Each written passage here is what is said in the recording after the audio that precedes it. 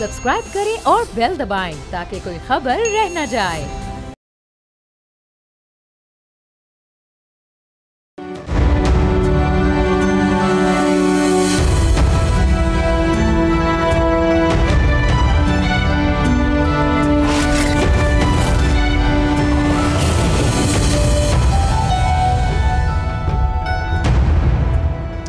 Field marshal Syed Asim Munir ने अफगानिस्तान के लिए दो टोक पैगाम देते हुए वाजे किया है कि अफगान तालिबान को फैसला करना होगा कि वो पाकिस्तान के साथ हैं या फितना अल खवारिज के साथ। सवाल यह है कि इस रियासती हदफ के हुसूल में क्या खैबर पख्तूनख्वा की हुकूमत वफाक के साथ ताउन पर आमादा है।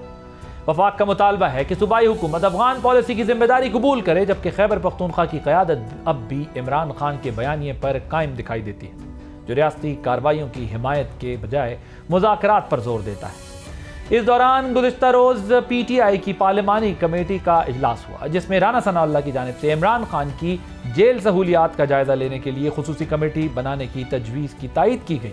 इजलास के बाद बैरिस्टर गौर ने कहा कि माजी में गलतियाँ हुई हैं, हालात बेहतर करना चाहते हैं और मुज़ाकरात के लिए तैयार भी हैं, लेकिन अहम सवाल यहाँ ये है कि क्या इमरान खान खुद पार्लिमानी कमेटी के इस फैसले की हिमायत करेंगे, खुसूसन जब राना सनाउल्लाह ने इम्कान जाहिर किया है कि उन पर बगावत का मुकदमा भी बन सकता है। दूसरी तरफ मईशत के महाज पर कुछ मज़बत खबरें सामने आई हैं। IMF ने पाकिस्तान के $1.2 अरब की नई किस्त मंजूर कर ली है। आलमी मालियाती इदारे का कहना है कि तबाहकुन सैलाब के बावजूद पाकिस्तान ने मुआशी इस्तेहकाम बरकरार रखा और मालियाती और बैरूनी शोबों में बेहतरी दिखाई है। इसी दौरान ट्रांसपेरेंसी इंटरनेशनल पाकिस्तान ने नेशनल करप्शन परसेप्शन सर्वे जारी किया है, जिसमें 58% अफराद का ख्याल है कि IMF प्रोग्राम और FATF से निकलने के इकदाम ने मईशत को स्ट्रेंथन किया है, जबकि 59% लोग सूबाई हुकूमतों को ज़्यादा करप्ट समझते हैं। ऐसे माहौल में वजारत मनसूबाबंदी की एक और रिपोर्ट भी अहम हो गई है, जिसके मुताबिक NFC अवार्ड में सूबों का हिस्सा बढ़ने के बाद वफाक का खसारा GDP के 4% से बढ़कर 7% तक पहुंच चुका है, जिसको पूरा करने के लिए एक तरफ टैक्सेस का बोझ बढ़ रहा है और दूसरी जानिब कर्जे चढ़ते दिखाई दे रहे हैं। सवाल यह है कि क्या पाकिस्तान की सियासी जमातें वसाइल की तकसीम के फॉर्मूले पर नजरसानी के लिए तैयार होंगी। इसी पे बात करने के लिए हमारे साथ मौजूद हैं doctor Shizra Mansab, state minister for climate change PMLN, doctor Humayun Momin, senator Pakistan Tehreek Insaf, Ahmed Hasan Al Arabi, expert on international affairs. आप तीनों का बहुत शुक्रिया। I will start with you Shizra Sahiba, मुझे ये बताएं कि क्या अफगान पॉलिसी पर जो प्रोविंशियल गवर्नमेंट है उससे किस किस्म का आप लोगों को जो है वो ताउन रिक्वायर्ड है और एक्सपेक्ट क्या कर रहे हैं इस स्टेज पे जिस वक्त हमें बड़े सख्त बयानात दोनों तरफ से दिखाई दे रहे हैं।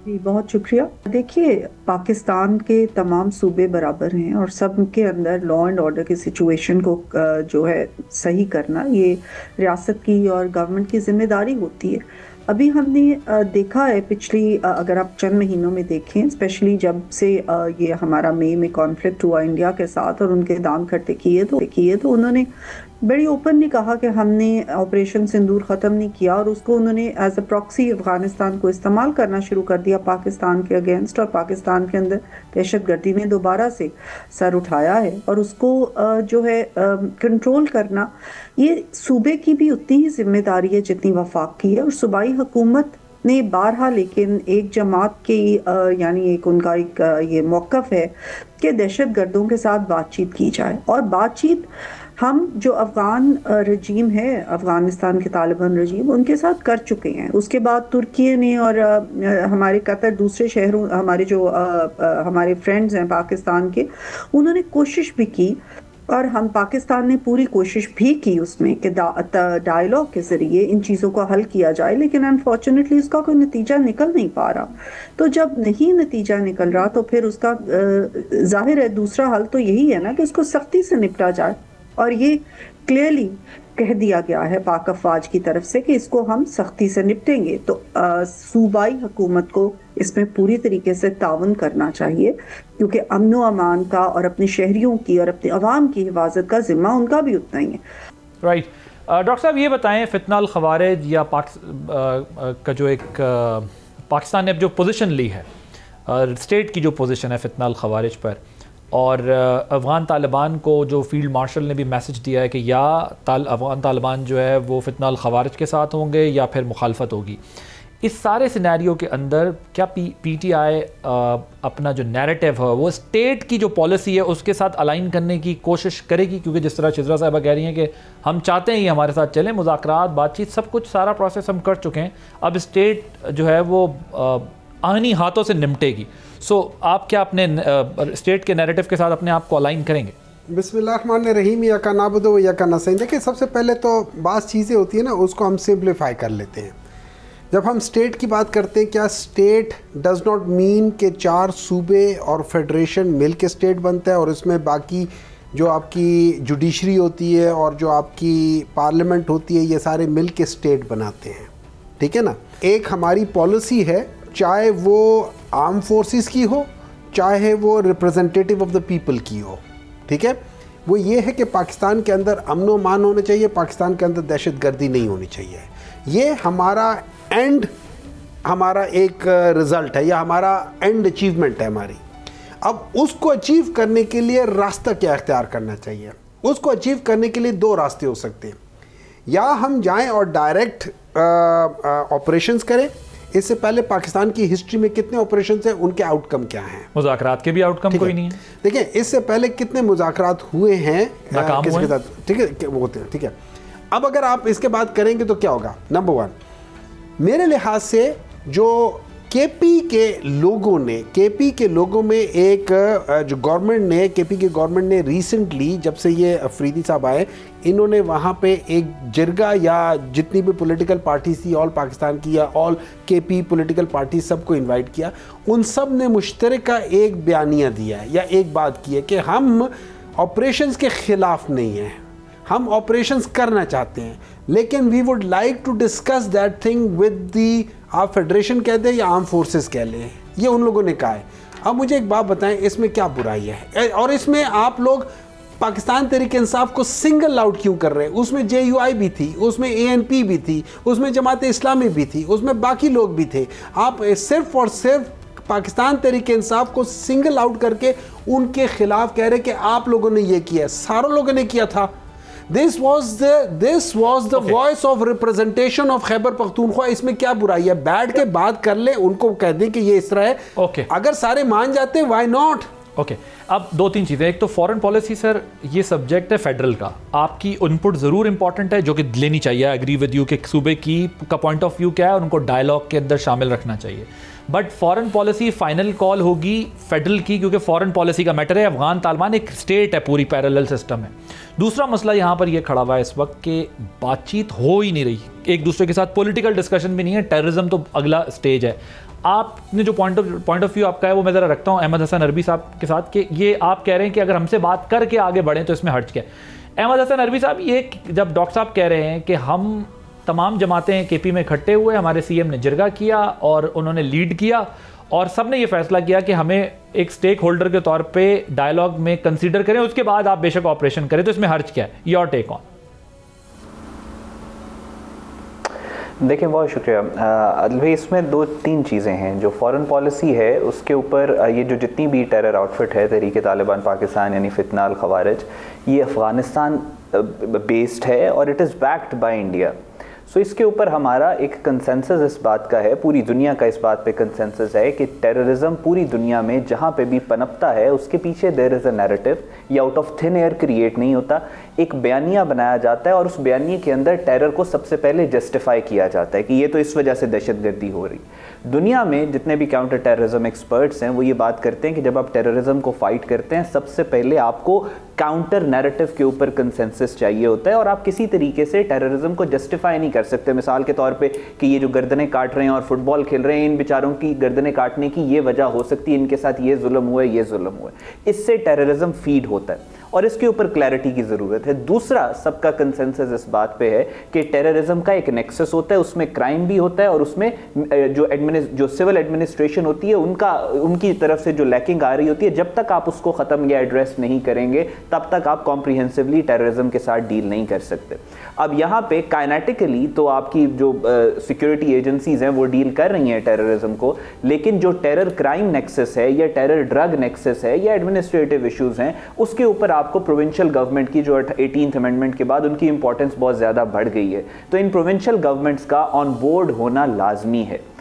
और दूसरी बात आपने जो ऑपरेशन वाली कही है कि ऑपरेशंस कभी कामयाब नहीं हुए, इसके साथ मैं डिसएग्री करूंगा। जो ज़रबे अज़्ब हुआ वो बहुत कामयाब ऑपरेशन था, और ज़रबे अज़्ब से पहले जो नेशनल एक्शन प्लान बना उसके ऊपर तमाम पॉलिटिकल पार्टीज के साइंस से तमाम पॉलिटिकल पार्टीज का उसके ऊपर कंसेंसस था।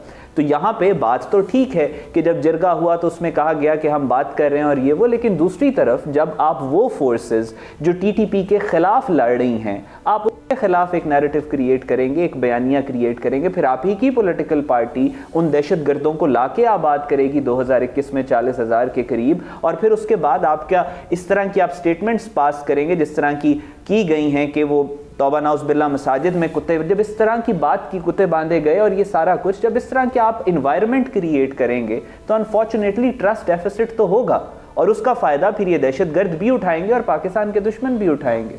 मुझे ये बताएं डॉक्टर साहब कि ये जो बैरिस्टर गौर साहब ने मुज़ाकरात की बात की है, क्या आप लोग अब भी तैयार हैं? प्राइम मिनिस्टर की वो जो ऑफर थी कुछ अर्सा पहले वो अभी भी मौजूद है, या जो रीसेंट स्टेटमेंट्स आए इसके बाद अब वो स्पेस बहुत स्क्वीज हो चुकी है, श्रिंक हो चुकी है, देयर इज नो चांस कि आप लोग बैठकर बात करें दोबारा और आगे बढ़ें?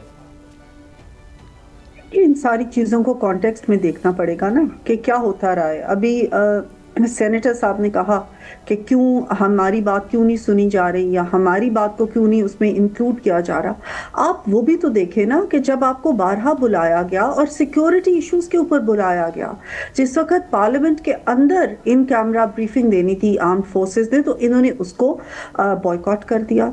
उसके बाद अभी जो इनके नए चीफ मिनिस्टर आए हैं, उस वक्त एक सिक्योरिटी से रिलेटेड अहम मीटिंग में उनको बुलाया गया, उन्होंने नहीं गए। उन्होंने कहा कि मैं इमरान खान से बस मिलूंगा और मेरा कोई हदफ ही नहीं है और मेरा कोई गोल ही नहीं है चीफ मिनिस्टर बनने के बाद। उसके बाद और इससे बहुत पहले पीछे जैसे जैसे आप जाते जाएंगे, सिक्योरिटी से रिलेटेड बहुत पाकिस्तान के अहम फैसलों से रिलेटेड इनको बारहा बुलाया गया और ये नहीं आए, और इन्होंने कहा कि हमने नहीं किसी भी चीज़ पे बैठना। अगर ये आप पाकिस्तान की सिक्योरिटी के ऊपर भी नहीं उस वक्त इनपुट दे सकते थे, अब आपको अचानक याद आ गया कि हमने जिरगा कर लिया, और जिरगा हमने कर लिया तो आप हमारे साथ बैठ के बातचीत करना शुरू कर दें। अब क्या बातचीत करनी है? Everything is black and white and right there in front of you. Terrorism को डील करने के लिए क्या बातचीत हो सकती है? इसके बारे में एक पॉलिसी है, नेशनल पॉलिसी है, and all the provinces just need to come on board and follow that policy। अब आपसे क्या मशवरा इसमें कर रहे हैं? और दूसरी आप बातचीत की जो बात कर रहे हैं, इन्होंने डे वन से ये कहा है कि हम पॉलिटिकल फोर्सेस के साथ बात नहीं करना चाहते, हम सिर्फ और सिर्फ एस्टैब्लिशमेंट के साथ बात करना चाहते हैं। और अजीब कॉन्ट्रडिक्टरी इनका रवैया ये रहा है कि साथ साथ ये उन्हीं फोर्सेस को बतदरीज ज़्यादा एक्सट्रीमिस्ट उनके खिलाफ इनका बयानिया बनता रहा है, जिसको कि बहुत ज़्यादा सब्र के साथ, तहम्मुल के साथ तमाम लोग बर्दाश्त करते रहे और बार बार इनको ऑफर करते रहे हैं कि आए हमारे साथ बात करें, पॉलिटिकल फोर्सेस के साथ बात करें, अपने मसले मसाइल बताएं। अभी रिसेंटली प्राइम मिनिस्टर साहब खुद ऑपोजिशन बेंचेस पे गए और उन्होंने फिर से एक दफ़ा कहा कि आप आए, मैं आपसे हर बात करने को तैयार हूँ, बट इनका तो आगे से हमेशा जवाब अभी at this stage, at this moment there is no chance के अंदर आप लोगों का इस वक्त कोई, देखिए हर पार्टी के अंदर लोग होते हैं जो सेंसिबल बात करते हैं, जो सही बात करते हैं। सेनेटर साहब भी मैं समझती हूँ उनमें से एक है, बट अनफॉर्चुनेटली ऐसे लोगों को आहिस्ता आहिस्ता पार्टी से ख़त्म और दूर किया जाता रहा है, आप देखें, और उनकी बात जो होती है उसका कोई वैल्यू फिर नहीं रह गया, क्योंकि जब वो जाके अपने साबका चेयरमैन से बात करते हैं तो वो उनकी बात की कोई वैल्यू नहीं देते, कोई अहमियत नहीं देते, उसको फॉलो अप नहीं करते। इसलिए जैसे कि आपने कहा कि there is such a huge trust deficit now, कि अब कितनी दफ़ा इन चीज़ों को हम बार बार आजमाएंगे, और फिर जो साबका चेयरमैन पीटीआई हैं वो सारी चीज़ों को मलियामेट कर देंगे और कहेंगे कि सवाए इंतशार के, बदअमनी के और कुछ नहीं करना। डिस्कशन जारी है, एक ब्रेक लेंगे, ब्रेक के बाद जब वापस आएंगे तो कुछ और इंपॉर्टेंट इश्यूज डिस्कस करेंगे आफ्टर दिस शॉर्ट ब्रेक।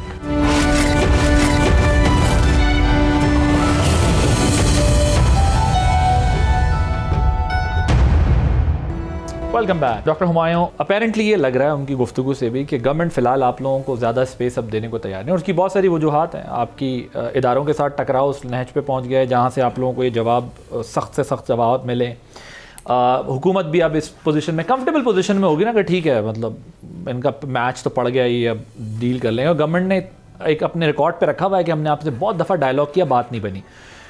दूसरी तरफ आपके पास अब जाहिर है जो हम स्टेटमेंट्स देख रहे हैं राना सनाउल्लाह साहब का कि गद्दारी का मुकदमे के ऑप्शन को भी राइट ऑफ नहीं किया जा सकता, और ये सारी बातें भी हो रही हैं। सो इस माहौल में आप लोग खुद अपने लिए पॉलिटिकल स्पेस क्रिएट कैसे करेंगे? बैरिस्टर गौहर साहब ने तो कह दिया, लेकिन जेल अगर कल जाएं फिर मुलाकात करने, वो फिर दबरदूस कर दें उस सारे आइडिया को, जिस तरह डॉक्टर साहब भी कह रही हैं, हमें पता है ये जब जेल जाएंगे उसके बाद इनका कुछ नहीं बचेगा, इनके बानी ने कहना है कि जो मैं कह रहा हूँ वो करो और इंतशार फैलाओ। सो आप लोगों को फील होता है कि सियासी रास्ता तंग होता जा रहा है? देखिए, दुनिया की हिस्ट्री में ना दो किस्म के लीडर पैदा हुए हैं। एक जो सही या गलत उनकी एक आइडियोलॉजी है, और वो उस आइडियोलॉजी के लिए वो तख्तेदार तक भी चढ़े हैं, वो कभी पीछे नहीं हटे हैं, झुके नहीं हैं। हिस्ट्री सिर्फ बताती है कि वो ठीक थे या वो गलत थे। जिस वक्त भुट्टो को पकड़ के फांसी दी गई थी, उस वक्त के लोगों ने तो भुट्टो को बता दिया था कि ये कातिल है और ये और उसको कत्ल भी कर दिया था, या उसको उस वक्त तख्तेदार पे चढ़ा दिया था। और वहाँ पे आपको पता है कि कैसे सुप्रीम कोर्ट के अंदर मैनिपुलेशन हुई थी। लेकिन उसके बाद हिस्ट्री ने बताया कि भुट्टो ठीक था या गलत था। हिस्ट्री बताती है कौन सही है कौन गलत है, उस वक्त तो अलग चीज़ हो जाती है। तो हिस्ट्री बताएगी कि इमरान खान सही था या इमरान खान गलत था। आज हम सारे कह रहे हैं कि 190 मिलियन पाउंड की वजह से उनको 15 साल की या 14 साल की जेल हुई है।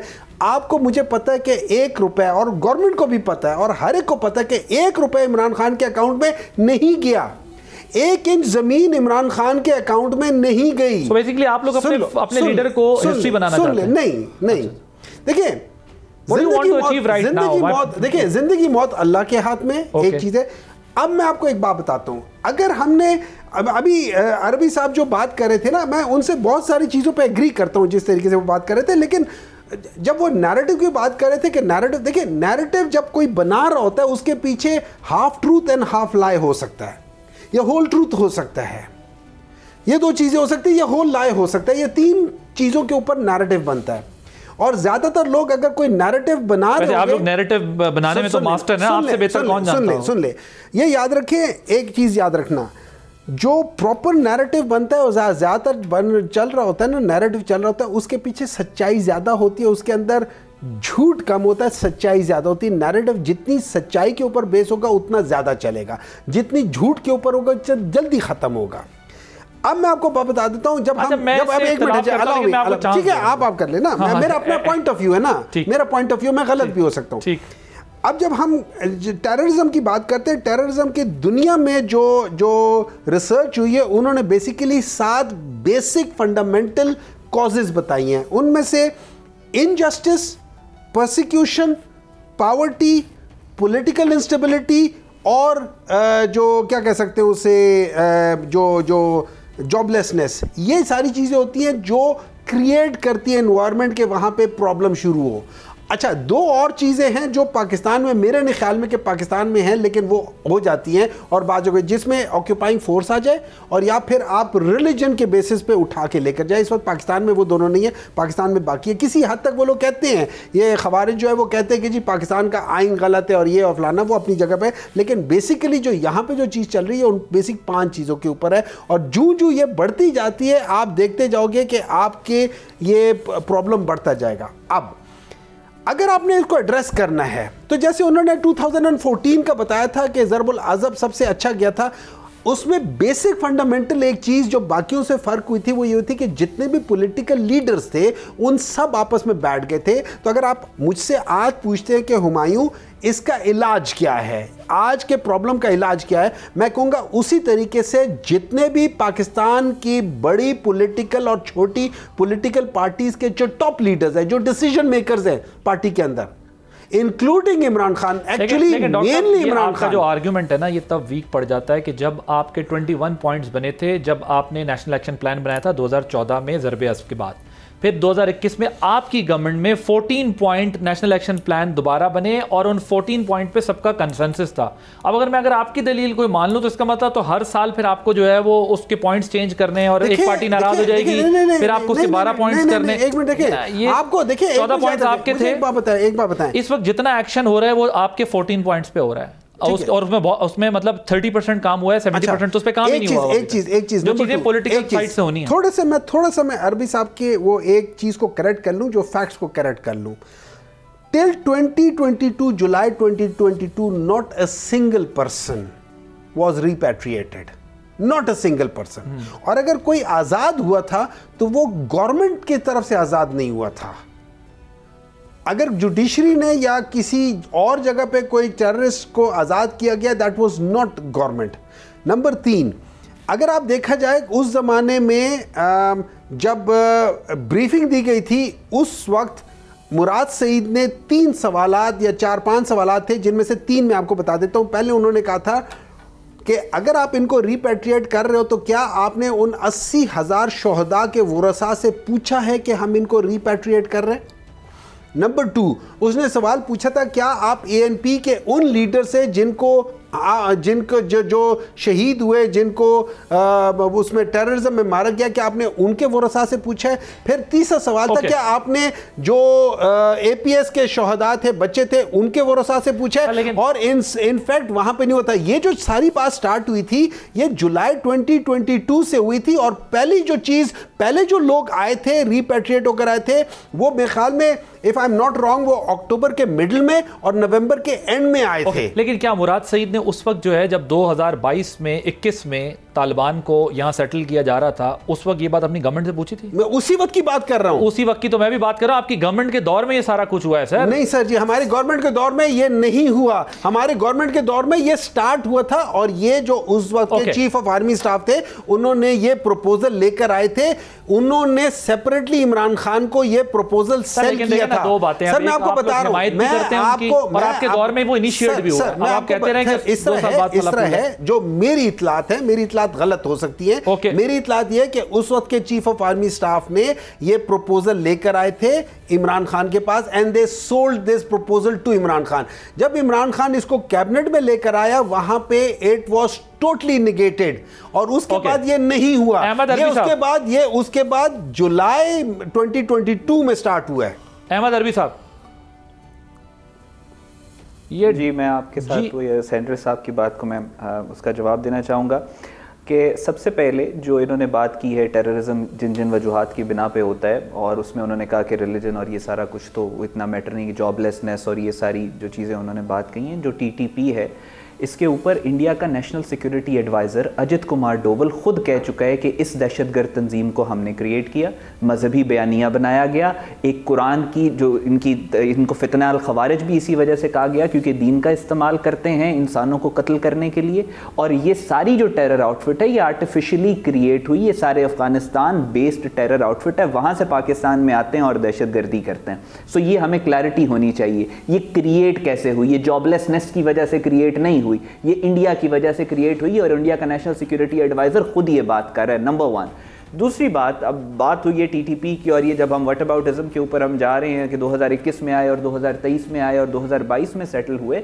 2006 से जो PTI के चेयरमैन हैं इमरान खान, वो TTP को सपोर्ट कर रहे हैं। इमरान खान को TTP ने अपना एम्बेसडर बना के हुकूमत के साथ मुज़ाकरात के लिए भी नॉमिनेट किया। Imran Khan is the only politician इन पाकिस्तान जिन्होंने कहा कि TTP के दफ्तर खुलने चाहिए, इन सुसाइड बॉम्बर्स के, इन दहशतगर्दों के दफ्तर खुलने चाहिए KPK के अंदर। इमरान और on the floor of the house शहीद का इन्होंने पूरा बयानिया क्रिएट किया कि ऑपरेशंस नहीं होना चाहिए TTP के खिलाफ। APS के अटैक के बाद व्हेन इमरान खान जब APS गए, स्कूल में गए, तो क्या वहां पे लोगों ने एहतजाज नहीं किया इमरान खान के खिलाफ?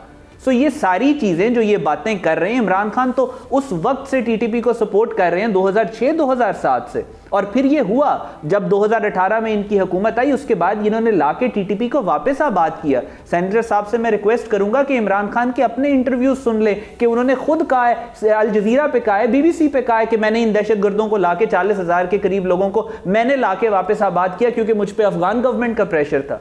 तो इसको कैसे डिनाई किया जा सकता है? राइट। डॉक्टर साहब, आप मुझे ये बताइएगा कि ये क्या हुकूमत आपकी गद्दारी का मुकदमा करने का भी सोच रही है इमरान खान? देखिए, हम इस वक्त जंग के हालत में हैं। इंडिया हमारा बदतरीन दुश्मन है और स्पेशली इस वक्त की मोदी गवर्नमेंट जो है वो अपनी आरएसएस आइडियोलॉजी को लेके, अपने अखंड भारत के मंसूबे को लेके बहुत संजीदगी से इन चीज़ों पे गौर कर रही है। उनका हमेशा जो बयानिया होता है वो होता ही पाकिस्तान मुखालिफ है और वो बड़े कामयाबी से अभी तक अपने फॉल्स फ्लैग ऑपरेशंस करते रहे।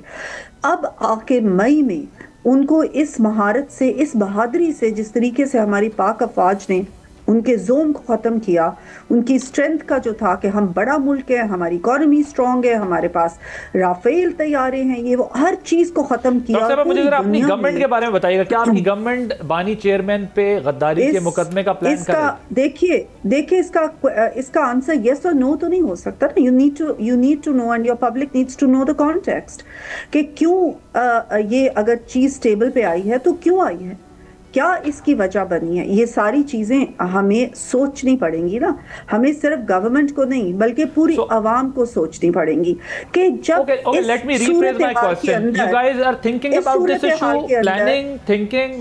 Let me rephrase this कि आपने डिसाइड नहीं किया बट आप प्लानिंग या थिंकिंग के प्रोसेस में तो हैं। देखिए, बिकॉज इस सूरत हाल के अंदर जब उन्हीं आर्म्ड फोर्सेस जो हमारी हिफाजत की जामिन है, हमारी सरहदों की सालमियत की जामिन है, उनके ऊपर इस किस्म के इल्ज़ामात लगाए जाएं, इस किस्म के वर्ड्स यूज़ किए जाएं, इस किस्म की लैंग्वेज यूज़ की जाए, उनको खोखला करने की कोशिश की जाए, जिसका मतलब है कि आप अपने मुल्क की जड़ों को खोखला कर रहे हैं। उनके अंदर पहले भी इन्होंने 9 मई किया और 9 मई में भी इन्होंने फौज के अंदर से कोशिश की कि किसी किस्म का वहाँ पे अनसर्टेनिटी क्रिएट हो जाए और वही आज भी इनका है एजेंडा।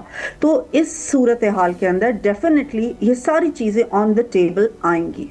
सो इमरान खान पे गद्दारी का मुकदमा फेडरल गवर्नमेंट की टेबल पर इस वक्त मौजूद है। ये all these things are being discussed कि इनकी जमात के साथ क्या करने, इनके साथ क्या करने और 9 मई के जो मुल्ज़िमान हैं उनके साथ क्या करने, ये सारी चीजें लेकिन डॉक्टर साहब, हमने डीजी आईएसपीआर की प्रेस कॉन्फ्रेंस में ये देखा कि उन्होंने ज़ाहिर गुस्सा भी था और उन्होंने सबूत शवाहिद के साथ बताया कि पीटीआई का सोशल मीडिया वेब लिंक्स क्या हैं, कैसे कनेक्टेड हैं, किस तरह इंडिया, अफगानिस्तान, इंटरनेशनल फोर्सेस जो हॉस्टाइल एजेंसीज हैं पाकिस्तान के ख़िलाफ़ जो काम करती हैं, वो किस तरह इनके डिजिटल मीडिया को कैपिटलाइज करके इस्तेमाल करती हैं, क्या लैंग्वेज ट्वीट के अंदर चेयरमैन की तरफ से यूज़ की गई और उसको किस तरीके से बाद में भी उसके बाद जो कुछ हुआ। लेकिन उनसे जब ये सवाल पूछा गया कि तो क्या आप बैन करने का प्लान करते हैं, सोचते हैं, उन्होंने कहा ये तो हमारी डोमेन ही नहीं है, ये तो एक स्टेट ने फैसला करना है, गवर्नमेंट ने फैसला करना है। तो आपकी गवर्नमेंट अभी तक जो है वो फैसला नहीं कर सकी, सोच विचार पर ही मामूर है। और देखिए, ये सारी चीजें सोच विचार के साथ करनी चाहिए। हम इनकी तरह कोई इमेच्योर पार्टीज नहीं है कि फौरी तौर पे हम एक डिसीजन बनाएं और उसके ऊपर हम जो है कर ले। ये एक बहुत अहम फैसले हैं, इसके ऊपर सोच विचार होगी। हमारे तमाम इत्तेहादी जमातों को उसके ऑन बोर्ड लिया जा रहा है, उन चीजों के ऊपर गौर व फिक्र किया जा रहा है कि क्या बेहतरीन चीज हो सकती है। और पीटीआई एज ए जमात तो वैसे ही अब रिकॉग्नाइज नहीं हो रही ना, वो तो उन्होंने अपनी इंटरनल मामलात को खुद इतना बिगाड़ लिया है कि वो रिकॉग्नाइज नहीं हो रही। और दूसरा ये है कि पीटीआई में इतना इंतशार है इस वक्त, इतनी ग्रुपिंग है, इतने ग्रुप्स बन चुके हैं जो साबका पीटीआई जमात मानी जाती थी, कि उसके साथ किस तरह से डील किया जाए, ये एक सोचने समझने वाली बात है। और दूसरा ये कि आपने जैसे अपने बयान अपने इंट्रोडक्शन में कहा कि पाकिस्तान की जो गवर्नमेंट है उसके पास बहुत अहम चीज़ें करने के लिए। हमने मुल्क की मईशत को संभाला और आज अल्हम्दुलिल्लाह मुल्क की मईशत बेहतरी की तरफ जा रही है, पाकिस्तान में ट्रांसपेरेंसी बेहतरी की तरफ जा रही है, पाकिस्तान के हालात बेहतरी की तरफ जा रहे हैं। हमारा फोकस मेन जो है वो यही है। इनकी तरह हमारा फोकस ये नहीं था कि किस तरह से सियासी इंतकाम लिया जाए, लेकिन इन्होंने अपने आप को खुद बंद गली में धकेल दिया है। इन्होंने अपने तमाम सियासी रास्ते जो हैं वो खुद बंद कर दिए अपने लिए। राइट, आप बंद गली में चले गए। ट्रांसपेरेंसी इंटरनेशनल की रिपोर्ट बता रही है हर 3 में से 2 शख्स ये कह रहे हैं कि हमने अपने सरकारी मामलात के लिए रिश्वत नहीं दी और हमारे काम हो गए, नंबर थोड़ा परसेप्शन बेटर हुआ है। और वो ये कह रही हैं कि आप पार्टी तो वैसे भी नहीं है, लेकिन जो ग्रो है वो ग्रो उस पर गौर हो रहा है कि उस पर किसी भी वक्त जो है वो गद्दारी का भी मुकदमा बन सकता है और हम अपने इत्तेहादियों से बात कर रहे हैं।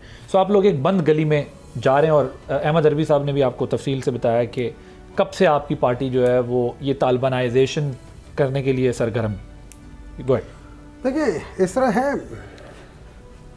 अगर हम हिस्ट्री देखें ना पाकिस्तान में, तो ये जो इमरान खान जिस चीज़ के ख़िलाफ़ था वो ये ड्रोन हमलों के ख़िलाफ़ था हमेशा से।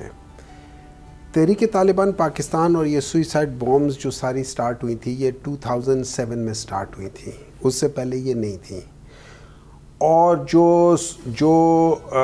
ये ड्रोन अटैक स्टार्ट हुए थे अराउंड 2004 और 5 में स्टार्ट हुए थे, जिसकी रिपरकशंस भी जो भी थे ना स्टार्ट हुए थे वो 2004।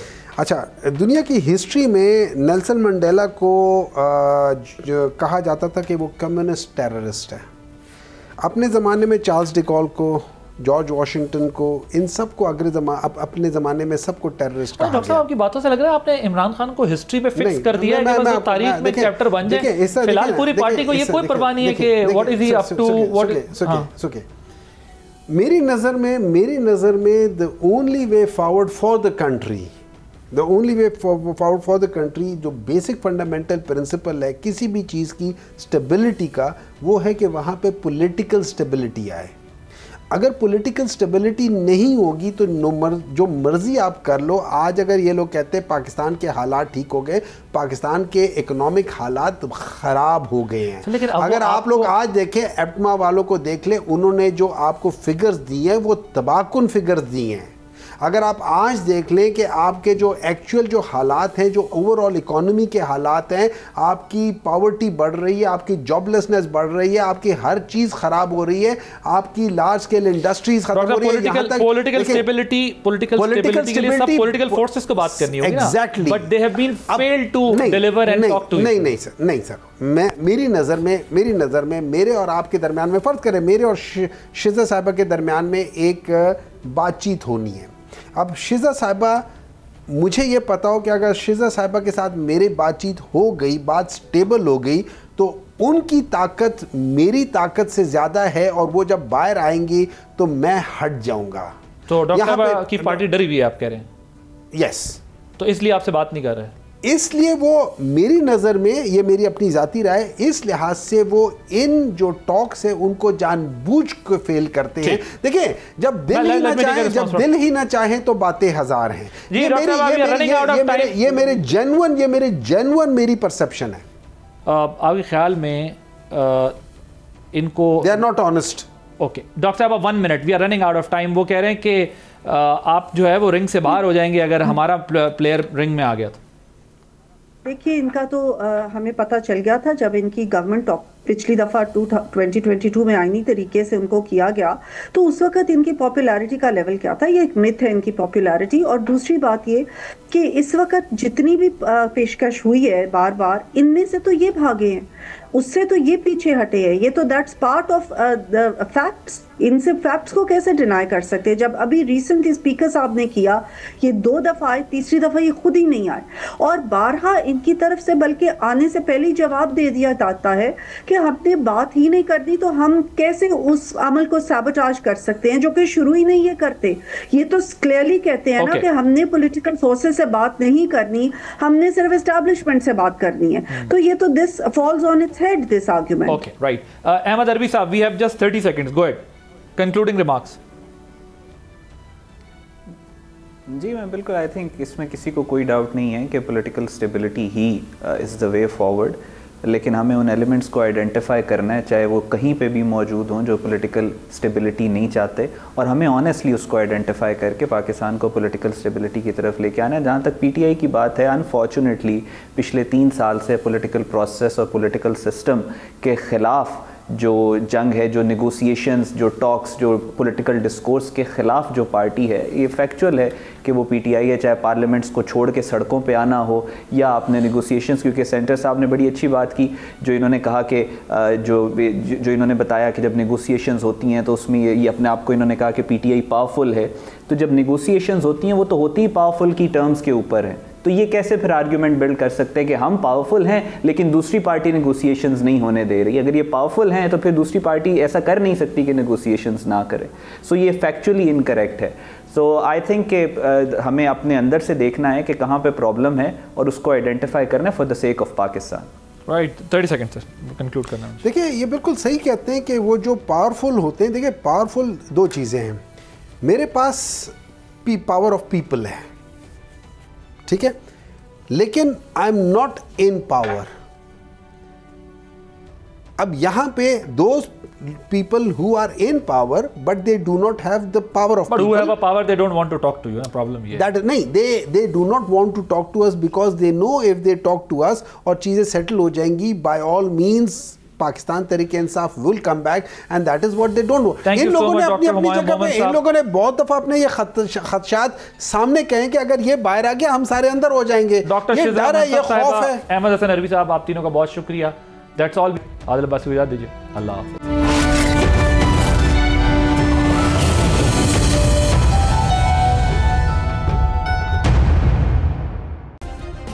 सब्सक्राइब करें और बेल दबाएं ताकि कोई खबर रह न जाए।